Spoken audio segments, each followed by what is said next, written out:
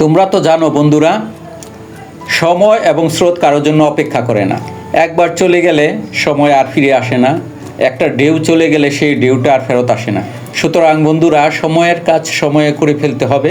বন্ধুরা, একটি উদাহরণ হলো এরকম, পরীক্ষা 10টায় শুরু, যারা সময়ের কাজ সময়ে করে তারা 9টার সময় এসে গেটে দাঁড়িয়ে থাকে কখন পরীক্ষা শুরু হবে, কখন গেট খোলা হবে। আর যাদের সময় নিষ্ঠা জ্ঞান কম, তারা 10টার 5 মিনিট আগে এসে দৌড়াইয়া হলে ঢুকে। বন্ধুরা, অনেক সময় এদের পরীক্ষা মিস হয়ে যাওয়ার চান্স থাকে। যেমন রাস্তায় ট্রাফিক থাকতে পারে, আসার পথে গাড়ি নষ্ট হতে পারে এবং কোনো কারণে রাস্তায় গাড়ি কম থাকতে পারে। বন্ধুরা, যাদের এ ধরনের সমস্যা হবে তারা কিন্তু পরীক্ষা দিতে পারবে না। সেই ক্ষেত্রে পরীক্ষা মিস হয়ে যাবে এবং তাদের 1 বছর জীবন থেকে চলে যাবে।